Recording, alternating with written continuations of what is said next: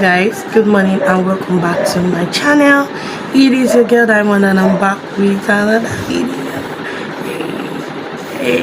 So guys, this morning, this video that I'm going to be making is like a different type of video. I don't think I've done something like this on my channel before. So if you're new to my channel, thank you, welcome. Please stay tuned to the end of the video. Give this video a like, comment your opinion as well, share this video. I really appreciate it. It means a lot to me. To my old subscribers, thank you for coming. My new subscribers, thank you so much for clicking. So guys, this morning I'm going to be rating this new movie that I just saw yesterday. Yes, I saw the movie yesterday, but it was late, and if you know me, you know I am very opinionated. I always want to have something to say, yes, but sometimes I just keep quiet. But today, this one, I must rate it though. I must rate it. So yeah, the movie I saw yesterday, the movie is on Amazon Prime, and the name of the movie is Gangs of Lagos. Yes, Gangs of Lagos. So this movie is featuring Adesua Etomi, Toby Bakari, Bimbo Ademoye, Pasuma, who else?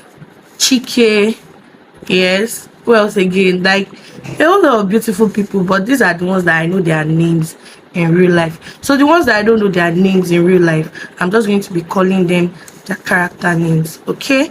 So yes, and this lady too was in the movie. Eniola Badmus.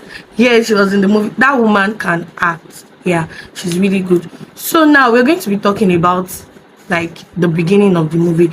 There are like 5 things I want to talk about the movie. So please just stay tuned. Stay tuned for my review. So number 1 thing I want to talk about is the beginning of the movie. The beginning of the movie was giving, it was giving mad hot vibe. It was giving very standardized movie vibe. Like I was really invested. I'm like, wow, the beginning really wowed me. Like I was like, oh, this film gonna make sense. So I don't really want to tell you guys so much about the movie, what it entails and everything, so that you guys will like, you feel the need to watch it. There are some people that once you tell them little thing, they can already tell the storyline and they won't want to watch again. No, that's not the aim of this video. The aim of this video is to make you run down to Amazon Prime to watch Gangs of Lagos, because that movie is beautiful. So now, at the beginning, I think I would rate the beginning of the movie, I would rate it a 7. Or no, I would rate the beginning of the movie, I'll rate it an 8.5. Yes, that's what I would rate it. The movie was good. Then when it comes to the actors and actresses, they delivered. Bimbo did her part well as Kazim's daughter. Like she really did her part. She was Tenny in the movie. She was this very let me just say that no matter what, no matter how you are, no matter how your father tries to like curb you from some things that he does, there is no how you won't want to have like a little vibe like your father. It's just like the Yoruba says that any bini leonjo. Yes. So I feel like Bimbo, that's Tenny in the movie, would have been like her father, very ruthless, wicked, strong headed. Like he's just oozing betrayal, disloyalty, dishonesty. Yeah, she would have been like him, but because she went to school in America in that movie, it kind of toned it down, and she was willing to go through the right route. But still, that gangster vibe is still in her life. Okay, yeah, and let's talk about our relationship with Oba. Oba is Toby Bakari in the movie, and yeah, the relationship. I was even thinking that something will happen, and maybe Kazim, that's Tennis father, was going to catch Oba, but that didn't happen in the movie. I don't know why it didn't happen. So I think that would have just been the regular storyline that, oh, the father caught him and then he wants to kill him, blah blah blah. I love the fact that they didn't take it to that aspect because it would have been too predictable. Yeah. So another thing is Oba. Oba is like the main character in the movie. Oba went through a lot. Kazim killed his father, made life unbearable for him, for the little child, because it was a child when his father died. Nino Lowo, which I do not know his name in real life, is Kazim's best friend and Oba's second dad, aka Godfather. And he took in Oba and he was trying to make Oba have another life outside the old thuggish and gangster and everything life because he himself wants to live. Okay. But at the end of the day, Kazim killed him. Kazim killed Ifeanyi, which is Oba's best friend. Kazim killed three people important to Oba. Yeah, we're going to come back to that later. Let's just leave that one. Now to Eniola Badmus. That woman, I feel like she's one of the strongest women on earth. Yes, because like I'm not body shaming or anything. This woman looked so big in the movie. And if you've seen Eniola's latest, you know, I think she went through gastric bypass and some other things to get her body done and make her look, you know, better than she was before. And I just want to commend her. I just want to say that you know what, in life, just do you. Don't mind what anybody has to say. Because it is not their body, it's none of their business. Because a lot of people were like, oh, why did she go and do her body? This and that. She's still not beautiful. This she's still fat, she's still this, she's still that. You guys, if you check out this movie and you go back to Eniola Badmus page, like the difference is clear. Like she was beautiful before, but she's now more beautiful.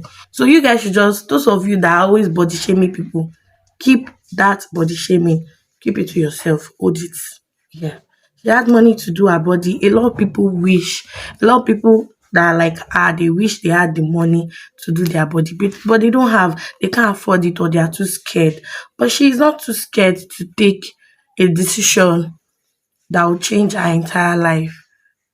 Like, yeah, I really love the woman. In the movie, she acted the character of someone that they stole her bag, and she went to the police first. Then later, she went to the guys in Isale Eko. That's the Elenio, the Oga Bam Bam, Alaye Bam Bam. That's what they call him in the movie. And she went there to like plead with them that they should please give her a bag, this and that, da da da. Da. And then Oba was very, very small then. I think he was around 10, 12, and he was the one that stole the bag with his friends. And when they asked him to return the bag, he was like, he can't return the bag because the woman reported to the police. And the men were like, oh, you mean this woman reported to the police? Oh, yeah, yeah, Ewa Malo, come and be going. We can't give you your bag back. So Nina Lowo, which was Oba's godfather, but he was just meeting him for the first time, went out to intervene. I was like, Obalola, give it to her, blah blah. And he listened to Ninodo and gave her the bag. Yeah. So that was just it about Eniola Badmus. Then another character in the movie that I really, really, really commend is Pasuma. Pasuma was London in the movie and he was a drug pusher, a drug peddler, using people's children to carry drugs up and down. Yes. And the guy was good. The guy was good. So the older Pasuma and Kazim had a fight. And the part I loved was where London Pasuma told Kazim that Tani Baba like, who is your father? Tani Baba Ilebo ni Baba Eko Nisale Eko. Like, Kazim is, according to the movie, he is not from Lagos State, but he came to Lagos and came to come and dominate and everything. And he's just doing the rishi. And this guy was like, who are you to know better for Isaleko people when you are not even from Isaleko? Yeah, that part was, it was tough. And you guys know, ABT Erin Meji Batija. Koríko ibẹ̀ ló máa ń ṣe kíni ló máa ń jìyà ẹ̀. That's where two powerful people fight or hit heads together. It is the people around that are going to suffer for it. So That's that about that. Yeah, coming back to Nino Lowo, Oba's godfather. The man is such a sweet man. Like, fine, I know he's a gangster and everything, but he was giving a good father vibe. He was giving a philanthropist vibe. He was giving an honest person vibe. He was giving this gangster slash good person vibe. Like, that's that about that. He is that good. He took in Oba Lola when his mom took him for for deliverance. They used broom to beat Oba Lola's life, and Oba Lola was like, you know what, this life is not for me. I'm going back to my new father, because Ninalo offered to like tell him that, okay, any day you need my help, after I gave Eniola Badmusabad, when you need my help, just call me, I'll be there for you. And yeah, that was it.